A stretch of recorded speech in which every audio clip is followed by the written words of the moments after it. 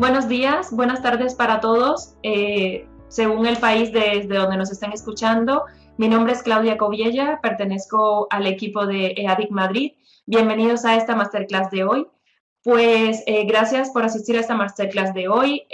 Hoy abordaremos el tema de las reglas de oro para el diseño de carreteras de la mano de nuestro docente Óscar Bermejo.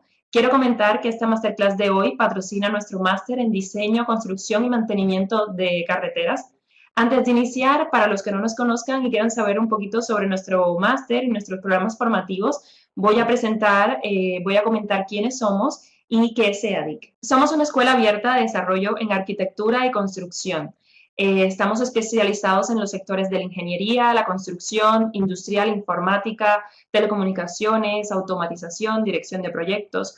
Contamos con un equipo humano multidisciplinar y experimentado en el empleo de las últimas tecnologías de la formación online. Tenemos una metodología exclusiva donde hemos llegado a más de 12.500 alumnos de 42 países diferentes. Más de 400 docentes son profesionales en activo, imparten nuestros programas formativos. Estamos presentes actualmente en 4 países, Colombia, Perú, desde donde les hablo, en Madrid y en Ecuador. Nuestros programas se presentan doble titulación que a continuación explicaré. ¿Qué se EADIC en números? Pues como les decía, hemos llegado a más de 12.500 alumnos, profesionales técnicos de habla hispana de 42 países diferentes. Nuestros docentes, más de 400, están certificados y profesionalmente son activos de empresas, están activos en empresas del sector. Tenemos más de 250 experiencias formativas, entre las que podemos citar cursos, diplomados, máster, formación in company, siendo el caso de más de 100 empresas nos han elegido como escuela de referencia. Somos, como decía, más del 70% de nuestros alumnos nos repiten en curso y estamos clasificados con un 8,75 de calificación media en encuestas de satisfacción, lo que nos enorgullece y también incita a seguir desarrollándonos. ¿Por qué cursar un máster con EADIC? ¿Por qué cursar un máster con nosotros? Tendrás durante todo el ciclo formativo un asesor académico que te apoyará durante todo el máster. Somos pioneros en multimedia, además de toda la programación, tanto de documentos adicionales, documentación de temario, también tendrás contenidos audiovisuales, videos, webinar en directo con el docente, lo que hace dinámico y bastante ameno la impartición del máster. Tendrás foros dinámicos donde compartir con los alumnos. Como decía, tenemos un entorno multicultural donde los alumnos de 42 países podrás conocer de primera mano qué está ocurriendo en el sector de esos países, en la industria. Metodología 100% online, programas informáticos donde podrás acceder a licencias gratuitas. En este caso, nuestro máster de carretera también presenta programas informáticos donde podrás utilizar las licencias que te aportamos. Entidad reconocida de prestigio. Tenemos colaboración con diferentes organizaciones y alianza con diferentes universidades. Es el caso, por ejemplo, en España, de la Universidad Católica de Murcia, la Universidad Alcalá de Henares y la UDIMA. Quiero comentar que este máster en específico, el máster en carreteras, tiene colaboración con la Universidad de la UDIMA, además de diferentes universidades de los programas formativos como universidades latinoamericanas, tanto de Colombia, Perú, Ecuador. Las características de cursar un máster con nosotros. Pues tiene una duración de 12 meses, distribuido por 8 módulos más al final un trabajo final de máster, donde podrás implementar todo lo estudiado y todos los conocimientos durante el ciclo formativo. Tenemos doble titulación, como comentaba, te obsequiamos un título propio de EADIC y un título de la universidad en colaboración, en este caso la UDIMA. Estamos acreditados, es decir, el máster presenta 60 créditos y sabemos lo importante que es para los países latinoamericanos la apostilla de la Haya. En caso de que el alumno lo solicite, también tendrá acceso de poder apostillar su titulación. Tenemos colaboración con diferentes becas. En caso de que quieras cursar el máster con nosotros, también tienes acceso a las mismas. Tenemos alianzas con las becas FIE, con la Organización de Estados Americanos. Tanto es el caso que hemos llegado a más de 3.000 alumnos becados desde el 2013, con becas entre el 40 y el 60% de descuento. Todos los pasos a realizar para solicitar la beca son muy sencillos. Tendrás que rellenar un formulario de admisión a través de nuestra página web www.eadic-becas.com, realizar una entrevista con nuestro departamento de admisiones y una serie de pasos y requisitos que podrá realizar y optar por estas becas. También, como comentaba, en caso de estar interesados en y poder dirigirse a nuestras oficinas, tenemos oficinas en España, Colombia y Perú. O podrás escribirnos a través de nuestro correo info@eadic.com o buscar nuestros programas formativos, en específico este máster de carreteras, en nuestra página web www.eadic-becas.com. No me extiendo más y voy a presentar la masterclass de hoy, que trata las reglas de oro para el diseño de carreteras. Quisiera comentar que nuestro docente, Óscar Bermejo, es ingeniero de Caminos, Canales y Puerto por la Universidad Politécnica de Madrid. Presenta un máster en Dirección de Empresas, un MBA, por la EOI. Ha ejercido como jefe de obra, jefe de estudios y jefe de la Oficina Técnica en empresas como FCC, ACS y Ortiz. Además, ha sido docente con nosotros desde 2012, impartiendo diferentes temáticas y diferentes másteres. Muchas gracias a todos por participar y doy paso a Óscar. Hola, buenas a todos, buenos días, buenas tardes o buenas noches en función de dónde estéis localizados ahora mismo. Bueno, yo como me ha presentado Claudia, soy Óscar Bermejo, soy uno de los profesores que está impartiendo el módulo 1 de este máster y en principio pues os voy a comentar, os voy a dar unas reglas fundamentales a la hora del diseño de carreteras. Lo primero que os voy a mostrar es la forma de trabajar. Es decir, aquí tenemos una cartografía digital en la cual tenemos insertado un proyecto de carreteras, ¿vale? Es una autopista y esta es la forma de trabajar, es decir, tenemos muchas normativas, pero luego hay que plasmarlo sobre el papel. Sobre el papel y más en esta época sobre el ordenador. Antiguamente pues era todo más manual y ahora es todo pues con computadora y con programas específicos en los cuales pues tienes salida de muchos resultados y de todo. Por ejemplo, en este caso se ve claramente el trazado pues de la autovía en cuestión. Vamos a hablar de aspectos generales de lo que son las carreteras. La carretera, para que veáis la importancia que tiene dentro del transporte por carretera, recoge un 90% del transporte de viajeros y el 85% del transporte de mercancías. Es decir, que estamos hablando que es la infraestructura mayoritaria tanto para el transporte de viajeros como de mercancías. Es decir, hay otras tipologías, pero la carretera es la fundamental. La función de la carretera pues lleva desde la movilidad a la accesibilidad. ¿Qué tipos de carreteras tenemos? Pues tenemos desde una carretera convencional, es decir, en función de si las calzadas es única calzada o es calzada separada, pues tendremos pues las carreteras convencionales o autopistas, autovías y vías rápidas, que ahí dependerá un poquito pues el tema de los accesos, ¿vale?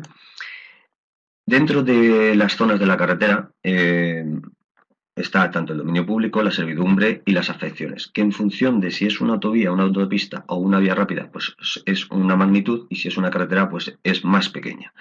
En el siguiente ejemplo tengo una sección tipo en la cual podemos ver estas magnitudes, es decir, la zona de dominio público, la zona de servidumbre, la zona de afección y la línea de edificación. Que en función de si son autovías, autopistas o vías rápidas, pues estamos hablando de 8, 25 y 100 metros respectivamente, y en el caso de las carreteras normales y corrientes o convencionales, pues de 3, 8 y 50 metros. Además, tenemos que hablar de lo que es el tráfico. Los estudios de tráfico a la hora del dimensionamiento de una carretera. No es igual que pase 2.000 vehículos día que pasen 400, es decir, en función de la IMD, pues necesitaremos más carriles o menos. Es decir, que el estudio de tráfico, las características es deducir qué relaciones existentes entre sus características y el trazado, ¿vale? Veremos cuáles son los parámetros más importantes, como son la intensidad, la composición y la velocidad, que lo veremos a continuación. En el caso de la intensidad, ya lo adelantaba anteriormente, es un número de vehículos, es decir, el número de vehículos que pasan a través de un punto o una sección de vía durante un cierto periodo de tiempo. ¿Qué se mide? Pues a través de aforos manuales o aparatos contadores. Y los indicadores, que son los que nosotros vamos a utilizar a la hora de establecer pues cuál es la IMD, la intensidad media diaria, la intensidad de hora punta, el factor de hora punta, intensidad, que se recogen pues en el manual de capacidad, que es el manual a través del cual pues se puede hacer el dimensionamiento de las carreteras en función de ese tráfico que tenemos. Además, Otro de los puntos importantes que hablábamos era intensidad, composición. Bueno, por la composición la misma palabra lo dice. Es decir, estamos hablando de cuánto es el porcentaje de ligeros, cuánto es el porcentaje de pesados y cuántas motocicletas. Un ejemplo particular, por ejemplo, de motocicletas un 5%, ligero suele estar entre un 70 y un 80% y tráfico pesado el 15 al 25%. Como bien sabéis, el tráfico pesado es el que realmente nosotros utilizamos para el dimensionamiento de firme, del paquete de firme, porque es el tráfico que realmente se destruye o desgasta los paquetes de firme. En cuanto a velocidad, bueno, pues la velocidad hay varios indicadores de un solo vehículo o de varios. A nivel de un solo vehículo, pues tenemos velocidad instantánea, o el VSUI, velocidad de circulación VSUE, velocidad de recorrido VSUR. Y de varios vehículos, una velocidad media local, una velocidad media de un tramo, una velocidad media de un recorrido y una velocidad de proyecto VSUP y la velocidad de servicio. Y el otro punto, habíamos hablado, velocidad, intensidad y capacidad o nivel de servicio. No hay más que ver las fotografías, es decir, un nivel de servicio A es en el cual no hay congestión, en el cual hay un tráfico ligero mínimo, y nivel de servicio F estamos hablando de una congestión. Entonces, con estas imágenes podéis apreciar a qué nos referimos cuando estamos hablando de un nivel de servicio. Cuanto más cerca de la A o B esté el nivel de servicio, pues es menos congestionado y en condiciones ideales va a ser ese tramo. Como antes adelante, estamos hablando del tráfico pesado a la hora de dimensionar los paquetes de firme, que está relacionado con la IMD, que la IMD es la intensidad. Era el concepto que hablábamos, intensidad, velocidad, composición, pues intensidad. Una vez que tú sabes cuál es la intensidad, como veis en la fotografía de vehículo pesado, eso es lo fundamental. Una vez que se han aforado y se saben cuántos son los vehículos pesados que pasan por día, se dimensiona el paquete de firme, que va desde el T00 al T42. Es decir, estamos hablando de IMDs de pesados mayores a 4.000 vehículos al día o menores a 25 en el caso del T42. Para que quede claro, al final el tráfico pesado es el que condiciona, que va a determinar cuál es el paquete de firme que necesita esa carretera. Otros anejos necesarios para el diseño pues son la geología y geotecnia, los estudios geológicos geotécnicos. Empezaremos por los geológicos. A partir de una información recopilada y elaborada, se llevarán a cabo itinerarios de reconocimiento geológico de la zona a una escala siempre 1.000, que es la escala pues de proyecto. Se ven también los estudios sísmicos en función de la zona donde esté la obra, pues se clasificará si es moderada, normal o especial, y los estudios geotécnicos. Los estudios geotécnicos son las recomendaciones que vamos a sacar, es decir, proporcionan información sobre el material que se va a excavar, su posterior utilización en obra, desmontes, rellenos, estructuras. Comprende varias actividades. Establecimiento de una campaña geotécnica, que puede ser pues desde cartas a sondeos, en función pues si tienes estructuras o tienes terraplenes, el núcleo de un terraplén. Realización de prospecciones en campo y toma de muestras. Esas tomas de muestras se llevan al laboratorio y se ensayan.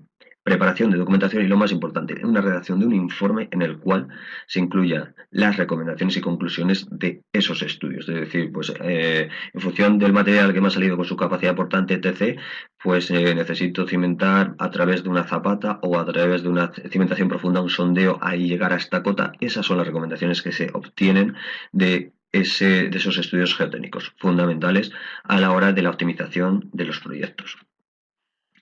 Otro de los anejos importantes es el de climatología. Tiene por objeto conocer las distintas variables climáticas en el tramo de estudio. ¿Con qué fin? Pues conocer las características del clima para apoyar en el diseño de diferentes partes del proyecto, como señalización, como es el tema de firmes, obtener coeficientes para calcular el número de días laborales. No es igual que estés en una zona muy gélida en la cual no puedas verter hormigón, porque las temperaturas para verter hormigón pues que estén entre 5 o 10 grados o de ahí en adelante. Es interesante pues saber en qué época del año puedes hacer ese tipo de actividades, porque imaginaos en el gélido invierno, no va a poder fraguar el hormigón y no va a ser óptimo el rendimiento. Entonces, para eso se utiliza ese anejo climatológico, entre otras cosas. Y obtener los índices climáticos utilizados en el diseño de plantaciones, evaluación agrológica de los suelos, es decir, los terraplenes y los desmontes. Al final lo que se hace es una restauración, porque no tienes tierra vegetal, tienes que verter una tierra vegetal y tienes que hacer unas plantaciones para sujetar esos taludes, etc. Entonces, esto te da pues una serie de recomendaciones en relación a cuál es lo idóneo.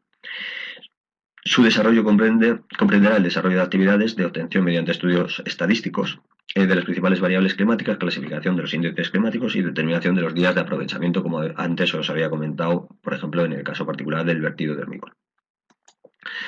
El anejo hidrológico permite definir las dimensiones y el número de obras de drenaje, pues obras de drenaje transversal, las ODTs, o obras de drenaje longitudinal, que puedan ser CAT, cunetas, etc. Es decir, tanto longitudinal como transversal. Su desarrollo comprende las actividades de recopilación de datos pluviométricos en la zona proyecto, que es una estación meteorológica, en la cual te puede dar pues, cuáles son los datos de pluviometría. Aquí, por ejemplo, hay un detalle en el cual se ve claramente dónde está la cuenca, es decir, cada gota que cae en esta superficie viene a este punto, ¿vale?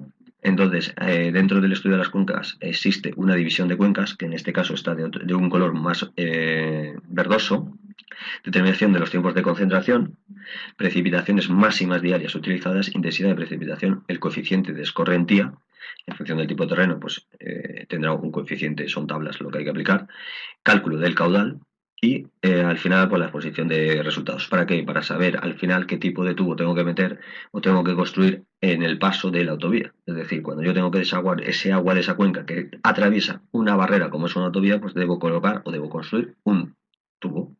Pues ese es el significado. Para eso se utiliza este anejo. Y por último vamos a ver el anejo de trazado. Antes, esta es una imagen que vimos al principio de la exposición y es una cartografía digital, que es como se trabaja actualmente, en el cual pues, se ha digitalizado, ¿vale? Y aparte pues, se ha incluido pues, las características del trazado de una autovía. En particular, en España, por ejemplo, se utiliza la 3.1IC, que es la norma de trazado, en la cual hay pues, diferentes tablas y recomendaciones a la hora de ajustar, pues, en función de la velocidad, pues cuáles son los parámetros tanto de radio, por ejemplo, como de peralte. En este caso, para que tengáis una idea, que en sus países seguramente pues, sean normativas análogas o más con cierta influencia de las Aston, en la cual se puede ver, por ejemplo, aquí que para una velocidad de proyecto o una velocidad específica de 80, pues es necesario un radio mínimo de 250 y un peralte del 8. Y, por ejemplo, para 120, pues estamos hablando que debemos irnos pues, a radios de 700 y peralte pues también del 8. Es decir, estos son los parámetros que uno se tiene que plantear a la hora de definir una carretera o diseñar una carretera, de incluir en esos programas de trazado. El siguiente ejemplo es el tema de cómo pasamos de una curva circular pues, a otra curva circular a través de una curva de transición, que es la clotoide. Estos esquemas son los que también te calcula lo que es el programa, es decir, de una alineación recta de entrada a una alineación recta de salida, o en la cual hay una curva circular entre medios, pues entre medias hay curvas de transiciones para adaptarse a esos radios de curvatura. En el siguiente ejemplo, esto es un trazado en alzado, realmente se llama guitarra, o aquí en España se suele denominar la guitarra, en el cual se ve el perfil longitudinal cortado por la rasante, en la cual vemos, por ejemplo, aquí una sección pues de un paso inferior, un puente de una carretera, de otra carretera, otro paso inferior, y esto te va dando pues los diferentes datos que necesitas, tanto de cota, ¿vale? Como de curvaturas, ¿vale? En el siguiente ejemplo, pues estos son acuerdos verticales en los cuales tú tienes una tangente de entrada, una tangente de salida y entre medias es un acuerdo parabólico en el cual pues se va adaptando la curvatura pues a una y a otra. En la siguiente tabla está relacionado con la anterior, es decir, los acuerdos. Para una velocidad de proyecto pues hay unos acuerdos cuya K, la K de ese acuerdo, hay uno que es mínimo y uno que es deseable, y estos serían los que se van utilizando. Es decir, estas tablas son el apoyo para estos programas de cálculo o estos programas de trazado, de ir incluyendo los diferentes parámetros a la hora del diseño de ese trazado. Aquí tenemos otra de las tablas, también de la 3.1IC, que es la norma en España de trazado, en la cual, en función de la velocidad de proyecto, pues tenemos para un carril de 3,5, pues cuáles son las dimensiones tanto de arcenes, de bermas y nivel de servicio correspondiente. Estos son, por ejemplo, secciones tipos de lo que hablábamos antes, autovías, autopistas, es decir, con calzadas separadas, y carretera convencional con calzada única, en la cual el eje, a la hora de hacer el dimensionamiento o el trazado, el eje está en el centro de la calzada para el caso de carreteras y en las autovías en el centro de la mediana. Y a partir de ahí pues se construye la sección tipo, es decir, hay que dar datos tanto de carril, arcén, berma, talud, tanto de desmonte como de terraplén, berma aquí con su cuneta, a la hora de incluir esa sección tipo también en el programa de cálculo. Es decir, inicialmente hay que hacer un trazado en planta, posteriormente se le da cota a través del el trazado en alzado y con lo que hayamos obtenido del estudio de tráfico, es decir, en función del número de carriles que necesitamos, cuáles son las bermas, arcenes, etc., pues incluirías los datos de la sección tipo o perfil transversal, que es este caso. ¿Vale? Otro caso sería el de un túnel, en un túnel con su bóveda, y este sería pues, el paquete de firme y cuáles son las dimensiones que pueden ser ideales para una tipología como es esta, que es la de los túneles. Y en este caso, pues estamos hablando de una sección tipo de un viaducto, en el cual pues aparece su pretil o barrera con su arcén y los diferentes carriles. Y bueno, en este caso, pues son vigas cajón con sus pilas, etc. ¿Vale? Esto es un ejemplo pues, de una sección de una estructura. Y por último, todo esto está muy bien, pero al final, después de todo el proyecto, lo que hay que hacer es, hay que construirlo. Entonces, dentro de lo que es el módulo 1, no solamente se da pues, el tema del diseño a través del cálculo del tráfico, su trazado, y luego, pues en función del país en el que estás, pues hay una normativa específica. Aparte de eso, las carreteras pues incluyen no solamente todo el paquete de firme, sino también pues hay estructuras, hay que hacer un movimiento de tierras, hay que hacer ese drenaje que estamos hablando, y la última parte de ese primer módulo que yo imparto en particular, pues está vinculado pues a hacer un plan de obra relacionado pues cómo se hace una carretera. Y aquí pues sería un ejemplo práctico de lo que hay que hacer en este máster y lo que se hace en la realidad. Esto es un caso práctico de una carretera existente que ya está construida, etc., en el cual pues hay un plan en el cual pues se parte de un movimiento de tierras, hacer un falso túnel, etc., obras de drenaje que están incluidas al principio para no interferir pues en ese movimiento de tierras, y se hacen pues posteriormente la construcción pues de zapatas, pilas, de estructuras, etc. Y por último, pues una vez que están incluidos pues todos los drenajes, tanto transversales como longitudinales, el movimiento de tierras acabado a la cota que tiene que estar, más luego el paquete de firme, pues el paso siguiente sería pues acabar con remates, señalización, etc. y dar por concluida con la última capa, que sería la capa de rodadura, pues esa carretera o esa autopista o lo que fuera. Y este sería pues un poquito pues cuáles son los puntos importantes o reglas, que yo lo llamo reglas de oro, a la hora de diseñar una carretera, ver cuáles son los puntos importantes y dónde hay que profundizar y conocer y controlar pues esa normativa a la hora del dimensionamiento de carreteras. Pues esto sería todo. Oye, muchas gracias por vuestra presencia y atención. Y en principio, pues si tenéis alguna duda, no sé si me habéis puesto alguna duda aquí dentro del chat para verlo. Sí, estoy viendo aquí cómo se miden los parámetros de deslizamiento. A ver, Javier Eduardo, cuando te refieres a parámetros de deslizamiento, te estás refiriendo a los taludes, es decir, el cálculo de taludes es a través del círculo de Moore. Esto es geotecnia. Es decir, dentro del anejo de geotecnia, tú tienes que ver qué tipo de terreno es el que te estás encontrando, hacer los ensayos necesarios y ver cuál es el ángulo en el cual te da la estabilidad. De ahí, en función de ese ángulo de estabilidad, pues tendrás un talud en el cual la excavación sea estable, ¿vale?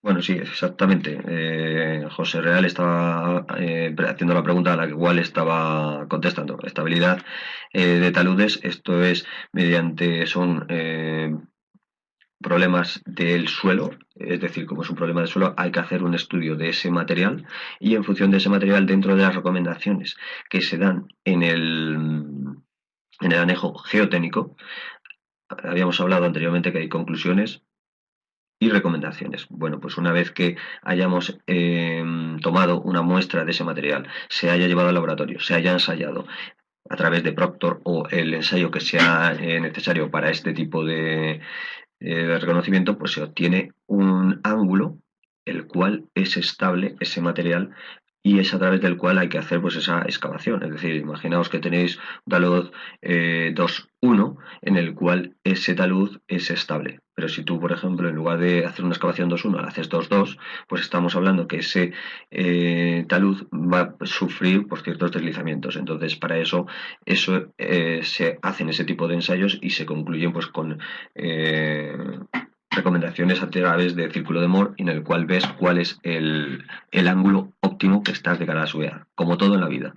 Tanto en hormigón como en tierras siempre hay unos coeficientes de seguridad que puedes tener un ángulo que sea el óptimo, pero siempre te das un margen de seguridad tendiéndolo más en el caso pues que no son exactamente los resultados idóneos. Puede haber ligeras diferencias en un tramo y siempre hay que tener pues esas precauciones.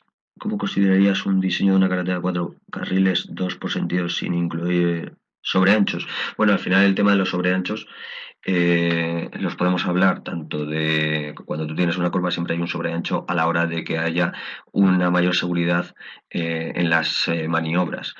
No sé si te refieres a sobreanchos, que haya arcenes, no haya arcenes, o al tema de las curvas. Como sabéis, en las normas, por lo menos en la norma española, lo que tenemos es cuando tú tienes zona de curva, pues ese carril de 3,5 que puede ser, pues se suele ampliar para que haya esa margen de seguridad. Estamos hablando de una carretera de 4 carriles, 2 por sentido, son las habituales autovías, autopistas que hay, por ejemplo, en España. En sus países son del estilo. Sí, Rafael me comentaba así, lo de los 4 carriles, 2 por sentido, se diseñó sin sobreanchos, lo considera un error en diseño. Todo depende de la dirección de obra que tengas, esos sobreanchos a los que te refieres. Bueno, tanto una cosa como otra, es decir, al final el sobreancho lo que te está dando es seguridad a la hora de hacer las maniobras y sobre todo hablábamos antes de nivel de servicio, es decir, al final cuando tú estás por una autovía y no tienes arcenes, lo que estás haciendo es reducir la velocidad.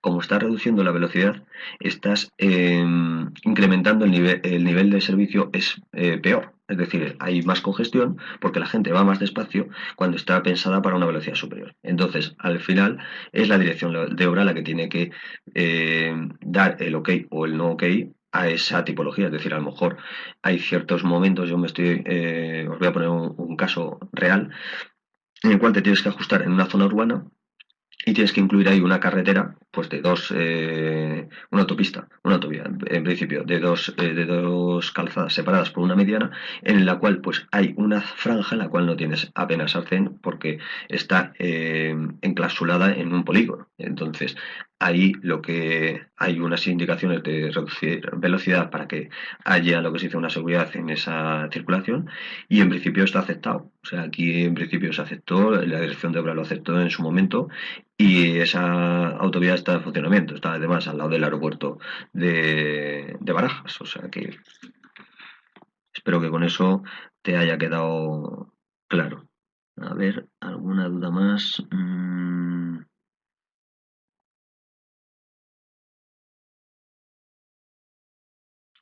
Dice Aldo, dice, ¿cuál es la causa principal en cuestión de diseño de que una carretera tenga un sobrecosto?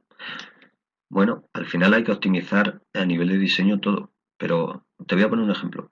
Imagínate que tú tienes una zona, tú has hecho el diseño, un trazado, ¿vale? Un trazado en planta, y cuando vas a hacer el trazado en alzado, pues da la casualidad que cuando se observan qué material está en esa traza, pues hay una zona que tú tienes roca.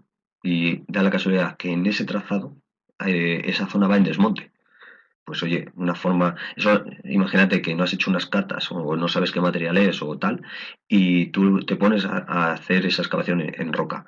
Pues una solución para que esos sobrecostes no existan o optimizar, por ejemplo, lo que se hace en obra previamente a su ejecución es un análisis del proyecto, es un chequeo.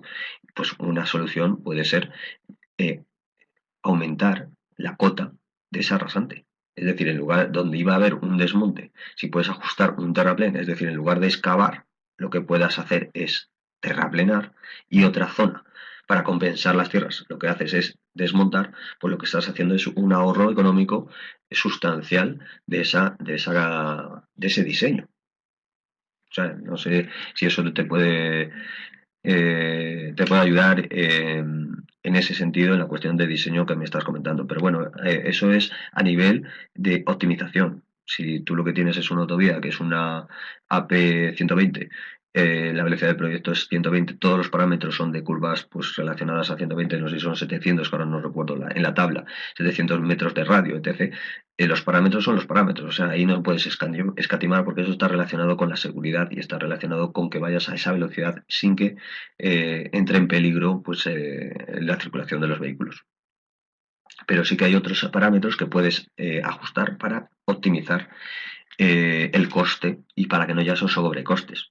Pero lo que es fundamental y como es la seguridad, ahí no se puede llegar y decir, no, pues es que ahora voy a introducir un radio de 500 cuando el mínimo que te exige la norma es 700 para que no haya esa fuerza centrífuga en una curva, ¿sabes? Porque podemos preparar una muy, muy gorda. Entonces, en tema de seguridad, ahí no se puede escatimar. En otros temas, sí. A ver. Dice, la causa principal del diseño sobre costes. Edison dice, para diseño geométrico, ¿qué consideraciones tomas en la elaboración de transición de peraltes y sobreanchos para curvas compuestas por diferentes radios y de normas utilizados y qué normas utilizan? Mira, aquí en España la que se utiliza es la 3.1 y C, que es la norma de trazado, en la cual está perfectamente reflejado cuáles son los parámetros a utilizar en función de radios, de peraltes, de sobreanchos. Es decir, tienes tablas, no sé si os he enseñado, vamos a echar un momentito para atrás, estas tablas que os he mostrado, que seguramente en vuestro país pues tendréis normas análogas, vienen los parámetros que hay que utilizar. Por ejemplo, esta que es de velocidad en función de si tienes una 120, una C120, velocidad 120, el radio mínimo serían 700 metros y el peralte 8. Y esto es a nivel, por ejemplo, de curvas, es decir, dentro de las alineaciones tanto rectas como curvas, aquí tenemos una curva de transición y es el paso de curvatura desde la recta hasta esta curva a través de la clotoide. Y eso está definido en la norma, es decir, hay tablas en las cuales tú, sin ningún problema, tienes en disposición pues esas tablas que tú incluyes en esos programas de trazado. En este caso, por ejemplo, particular, pues aquí en esta guitarra, el programa te va dando cuáles son sus curvaturas y cuáles son los peraltes y cuál es la cota. Es decir, tienes todo totalmente, todo sale del programa. Tienes que incluir esos parámetros iniciales que vendrán definidos en función de ese diseño de la carretera, de esas condiciones iniciales, de esa IMD. O sea, esa IMD que te va a decir, pues con esta IMD de pesado necesito tantos carriles, 2 carriles, 3, los que sean. Al ser una C80 o una AP, estoy hablando de nomenclatura española, o AP 120, pues la velocidad del proyecto es 120. Y con una velocidad de 120, mi radio mínimo de todas las alineaciones va a ser 700 metros. Y mi peralte máximo va a ser 8%. Es decir, que con todos esos datos, esos son los que tú tienes que incluir dentro del programa de cálculo y a partir de ahí tendrás pues todas esas transiciones a las que te refieres, cuáles son calculadas pues según esa norma, que en este caso, si son parámetros que salen de la norma 3.1 y C, pues corresponderá pues esa norma. En cada país tú incluyes los parámetros que vengan por tu normativa y obtendrás un trazado acorde a esa normativa. ¿Vale? A ver. Hay una persona que nos Diego, está comentando, sí. por ejemplo, ¿cuál sería el software más completo para el diseño y el trazado de carreteras? ISPOL. Istran ISPOL, por ejemplo. Ese aquí en España, ¿eh?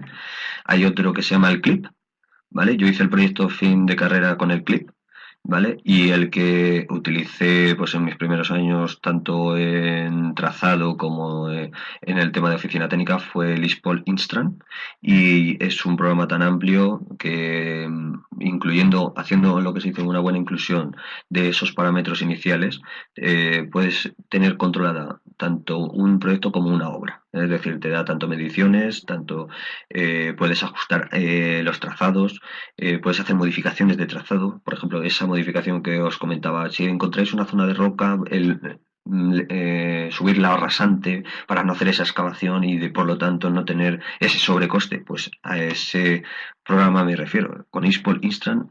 A nivel de en Iberoamérica, pues ahí en principio no sé cuáles son, casi ustedes lo sabrán mejor cuáles son los programas que se utilizan. En España, en principio, el ISPOL Instran es el que para mí y para muchos de los profesionales que nos dedicamos a este tema, pues es el idóneo. A ver, estaba viendo a ver si había alguna pregunta que se me haya pasado. A ver, dice Diego, estas son preguntas que se responden según la legislación vigente. Efectivamente, yo estaba hablando de la legislación española, la norma 3.1 y C, que es de trazado, pero bien os digo que, por ejemplo, tenemos en el máster un tema que está relacionado con normativa internacional, en el cual pues se da una lista de cuáles son las normativas en cada uno de los países de Latinoamérica, que tienen, también os lo digo, y que lo sabréis, pues bastante influencia, no solo de España, sino de Estados Unidos, de las Aston. Luego comenta José, ¿cuáles son los materiales más comunes para bases hidráulicas en España? ¿Te refieres a suelos cementos? Se suele utilizar los suelos que pueden aparecer en la obra, pues de adecuados, nuestra nomenclatura, adecuados o seleccionados, en los cuales tú le aportas un porcentaje, 3 o 5%, tanto de cal como de cemento, en función del caso, si es y obtienes pues esas bases. ¿Te refieres a esas bases hidráulicas que es suelo cemento? ¿Vale? Bueno, al final, Luis está comentando la tipología, la metodología BIM. La metodología BIM es una metodología pionera en la cual pues está todo relacionado, tanto trazado, es decir, todas las disciplinas dentro de lo que son pues carreteras, ferrocarriles o proyectos en general, en las cuales hay una vinculación en la cual todos los actores están interrelacionados. Entonces, esa es la forma en la cual es una optimización de proyecto de esta disciplina que antiguamente pues no existía. Es decir, la forma de trabajar era pues a través de relaciones. Hay que hacer esta actividad crítica, esta otra actividad crítica y cuál es el responsable. Ahora está como todo en un software vinculado y se optimiza, es decir, es como reducir esos errores o esas posibles diferencias que pudiera haber, pues es una forma de minimizarlas. Dice Rodrigo, a ver, ¿para usted cuál es la mejor forma para controlar los cortes y los rellenos? Los cortes y rellenos de carreteras para no haber más de uno que otro. Cortes y rellenos, cortes te refieres a desmonte, entiendo yo. Nosotros utilizamos desmontes y rellenos son terraplenes. Para no tener más, bueno, lo que se utiliza es el diagrama de masas. O sea, en el diagrama de masas, tú lo que tienes es en una sección, esto se puede estudiar a través del programa, es decir, una vez que has incluido pues tu trazado, tienes perfectamente cuál es el volumen de desmonte, cuál es el volumen de terraplén y cómo puedes optimizar, pues subiendo, bajando la rasante o ajustando la rasante al terreno para que el mismo material o parecido, los volúmenes sean parecidos, es decir, para que no tengas que llevar material a vertedero y tampoco tengas que traer de préstamo. O sea, al final lo que y también si se ha hecho un estudio previo en el cual sabemos qué materiales tenemos en la traza, pues podemos ver si es idóneo este material o cuando lo vayamos a excavar, pues hay que llevarlo a vertedero. Por eso el tema es importante saber qué material tenemos en la traza para a partir de ahí decir, pues mira, pues me interesa en esta zona un desmonte, en esta zona un terraplén, es decir, un ajuste de la rasante para que esos problemas que pueden salir sí o sí, pues se minimicen. Es decir, si tú no haces un chequeo previo del proyecto y te pones a excavar y te puedes encontrar pues una serie de materiales que dices, pues si es que este material no me vale para nada, ¿sabes? Porque no sea ni adecuado, ¿sabes? Entonces hay que llevarlo a vertedero. Entonces, por eso es fundamental hacer este estudio previo. Bueno, Antoni dice que qué radios de movimiento de tierra son recomendables en metros cúbicos kilómetro. Ratios de metros cúbicos kilómetro. Bueno, es que todo depende, no hay una regla fija. En principio, si tú tienes una zona muy ondulada, vas a tener lo que se dice que hacer desmontes y terraplenes para poder ajustar tu rasante. No es igual trabajar en una estepa o en una llanura que en una zona ondulada o súper accidentada. Por ejemplo, aquí en España tenemos tres tipologías. Podemos encontrarnos con la meseta, en la cual puedes hacer tus terraplenes y tus desmontes mínimos, ¿vale? Una zona más o menos accidentada, que pueda ser zona mmm, que haya una pequeña cordillera, Andalucía, por ejemplo, la zona de Córdoba y tal, o una zona súper abrupta, muy accidentada, que te puedes encontrar en los picos de Europa, la cornisa cantábrica, el País Vasco, por ejemplo. Entonces no tiene nada que ver. Seguramente en esa zona ya no nos podemos adaptar al terreno, sino que habrá que hacer una alternancia entre túneles y viaductos, ¿vale? Porque es muy accidentado ese terreno. Entonces, en otras zonas que no es tan accidentado, pues sí que se pueden compensar esos desmontes y esos terraplenes para incluir pues tus pendientes mínimas, tus radios mínimos, etc. Pero como norma general no hay un ratio de metro cúbico kilómetro. Y bueno, comentando un poco sobre la metodología BIM, que también habían algunas preguntas sobre el tema, justo para la temática de carreteras, tenemos un máster en EADIC que es un máster de BIM en carreteras, específico toda la metodología y todos los software que se utilizan actualmente para el tema de carreteras. Que también cualquier duda pueden buscarlo en la página web. Y con también respuesta a David, que nos comentaba sobre la parte de conservación de carreteras, justo el módulo 8 de este máster de carreteras toca la parte de gestión y organización de la conservación de carreteras y mantenimiento de las mismas, de un docente de nosotros que aborda 4 temas, es decir, todo un módulo sobre esta temática. Pues Oscar, no sé si quisieras seguir comentando la última pregunta o...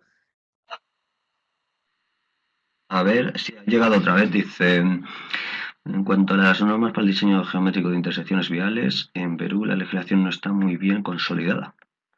Quisiera saber si hay otra. Bueno, aquí nosotros tenemos en la norma 3.1c, que es la norma de la que hay en España de trazado, en la cual se incluyen pues el tipo de estamos hablando de nudos, intersecciones, enlaces, y se ven pues cuál es la normativa a seguir para esta tipología. En principio es la tipología, bueno, es la normativa que tenemos consolidada.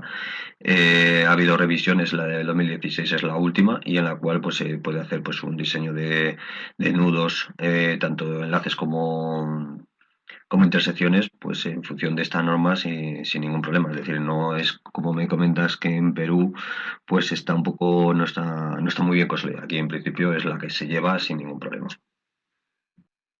3.1 IC, norma de trazado.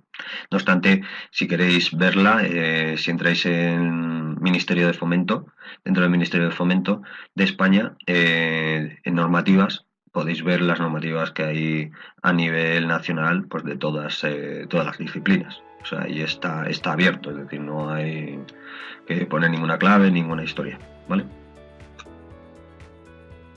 Vale, pues si no tenéis ninguna duda más, pues oye, pues muchas gracias por vuestra asistencia y nada, doy paso pues a Claudia por si quiere finalizar. Pues muchas gracias a todos, vamos a dar unos minutos, está escribiendo Rodrigo. Muchas gracias Oscar por la masterclass de hoy, ha sido muy interesante y bueno, hemos podido solventar algunas dudas de los alumnos, sobre todo de los participantes, sobre todo en temas de la metodología, qué software, que comentaba también que el software de Instranspol es muy interesante y es bastante abierto y bastante profundo en temas de carreteras. Vale, pues bueno, muchas gracias a todos, muchas gracias Oscar.